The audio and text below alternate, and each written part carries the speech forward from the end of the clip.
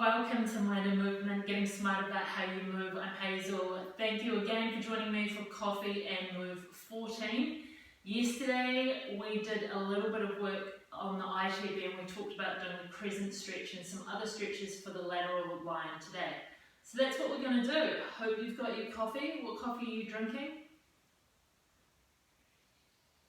Today I'm drinking some coffee from the Addington Coffee Company and it's delicious. So we did it yesterday. We got the half roller or something kind of firm that you can drop your feet off the edge of, and we came into this position, dropped our feet right off the edge, so you can see that puts this tissue on stretch. And if you want to increase that stretch into more of the lateral hips and down the ITB and whatnot, you can do a hip hinge, which will stretch that tissue more. So we did this one yesterday, and I love this one. And I talked about a stretch that we were going to do lying down called the crescent stretch. So let's do that one. So you're going to lie down flat on your back.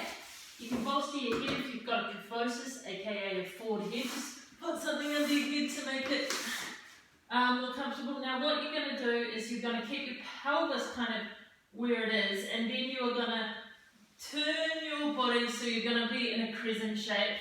You're going to bring your legs this way too, and then if you want you can reach your arms up. The key here though is that my rib cage here is still on the ground. I'm not rolling. My rib cage is on the ground here. Rib cage is on the ground, both sides of my pelvis are on the ground. And from here I can then take this leg up and over and get a good stretch in my ITB on this side. Can you guys see me? It looks like I've kind of melted into the mat. Anyway, this is the present stretch. If you want, you can bring your arms up overhead, but what we don't want to see here is that the ribs come into a massive thrust so that those ribs lift up off the floor. Here, this rib cage here wants to be on the ground. You should be able to stick your hand underneath there. You'll be able to stick it a little bit under your lumbar curve, but not a little bit higher like where your bra strap or your bro strap, or if you're wearing a heart rate monitor, where that would be. You should not be able to get your hand under that area. So this is obviously stretching our left side. So let's go ahead and do the right side. So again, you're going to take your body that way, so my pelvis is staying in the same position. I'm keeping my rib cage down on this side. Then I'm taking my legs away this way. And so it's complete lateral flexion here. We're not getting any rotation or anything as well. And then I'm taking my foot up and over. And that really is the kicker, hey? That's where you get the nice stretch. And you'll feel this in different places. I'm feeling it up around here in my ribs. A lot of people feel it down by their ITB, or the iliotibial band. All hail the iliotibial band. Without it, our hips would just pop out of their sockets all the time. It's a huge wad of connective tissue that is part of the fascia lata, actually. This is a bit nerdy, but the fascia lata is some deep investing fascia that wraps all the way around the entire upper leg. So the fascia lata wraps around here, and the tensor fascia lata tenses the fascia lata, and the tensor fascia lata is a muscle up here underneath your iliac crest there that also joins into your, believe it or not, your tensor fascia lata, aka your part of that being your ITB. The fascia lata, the ITB is a thickening of the fascia lata on that outside edge to keep that hip in a socket and support the knee and lots of wonderful things. So thanks to the ITB and the fascia lata and all that wonderfulness. Cool. So that's the crescent stretch. Really lovely one. Nice and relaxing. Just make sure you're not doing any rotation when you're doing that. It's all lateral flexion. And on that note, let's kind of stand up and do some lateral flexion. So lateral flexion is just when we take our body laterally. And so you can see here that I am bending my body from side to side. Many people when they do this will actually rotate and flex. that's you, get yourself on the wall, get your heels on the wall, get your bum on the wall, get your T-spine on the wall, and then do some lateral flexion. And then check in and see how you're doing your lateral flexion. If you have a look at me here, you will see that my pelvis is staying still, and I'm moving my rib cage left and right relative to my stationary pelvis. Here is another way of laterally flexing. I could push my pelvis this way. See how now I'm moving my pelvis? And bringing my upper body or my rib cage over to the other side. So this time, the first time I was doing this, so my pelvis is staying in the same place. Now I'm moving my pelvis away as well. So have a look at how you do things. And when you're doing this, is your rib cage still on the wall? Or are you doing a big thrust as you're bending from side to side? Hopefully you're not thrusting. These are just some things to think about, whether you're doing it against the wall or not. How am I choosing to move? Am I choosing to move by shifting my pelvis to do this movement and say getting my body over this way? Or am I doing it by taking my rib cage and leaving my pelvis where it is?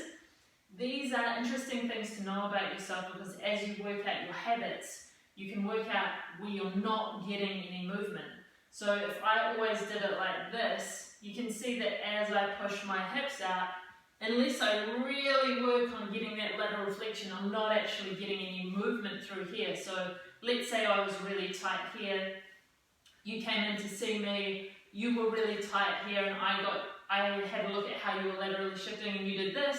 I was like, well, you mostly move at the hips, so therefore this tissue isn't getting any much movement, so let's keep the hips still, and now move, and then push away, and you start to feel where you are not moving because of your habitual movement patterns. So the beautiful lateral line, which is all of the connective tissue that runs all the way up here in fibularis, up here into the ITB, into the abdominals on the side, into the intercostals, all the way up into the SCM.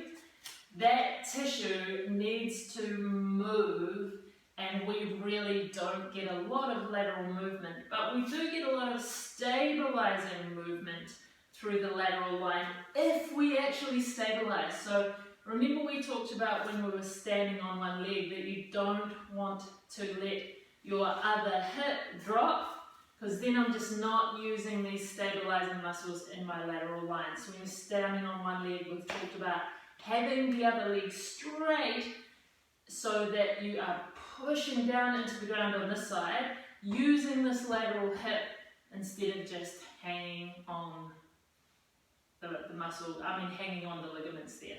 So here are some things that you can do for your lateral line, your ITB, your the muscles around here, your QL, other fantastic parts of your body. So we're going to do one more. We're just going to do a shift. We've done this before, but I'm just sitting on my knees in a bent sit position, and I'm going to try and keep my so my rib cage. I'm not taking my rib cage this way. I'm taking my pelvis that way, letting my pelvis drop on the ground on the side, and now I can move away this way and get a little bit of lateral flexion. So here, please don't be doing a big rib thrust, so you want to keep those ribs down, and then you're just taking your body across. You also want to keep your chin in, and if you want to get more load, you can bring your arm up and into it, but again, please don't thrust your ribs. And for me, I find I get a really good stretch in the back of my kind of QL and some lateral stuff there in my obliques and whatnot. So I'm taking my hips down to the ground, or one hip down to the ground basically, making sure I'm not thrusting my rib. And then I'm taking my rib cage away from my pelvis on this side to open up this tissue here. I'm keeping my ribs down, I'm keeping my chin down. And then if I want more load, I'm reaching up and across. Oh, I love it. Lateral line.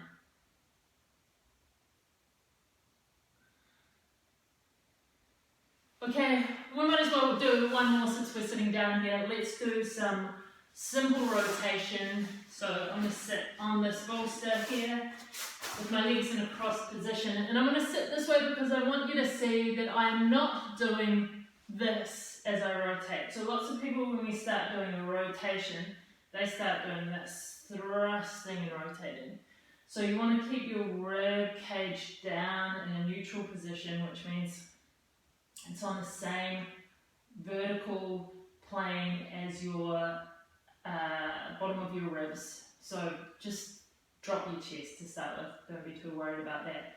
Hands across the chest and then just rotating. So I'm keeping my head in alignment with my shoulders. Many of us when we rotate, try and rotate our neck a whole lot to make it look like we're getting more rotation, but I'm really interested in how much I'm rotating between my pelvis and my rib cage. So I'm going to keep my head in line with my shoulders. Take some nice deep breaths in there. And use my abs to rotate. You really have to use your abdominals to rotate your obliques. And breathe. Number one alignment point for any exercise is the breath. You're going to rotate that way, but I'm just going to keep rotating this way so I can look at you. The number one alignment point for any movement is the breath. If you can't breathe in a movement, you're doing it wrong, because the breath is the number one alignment point. So you're going to rotate both ways.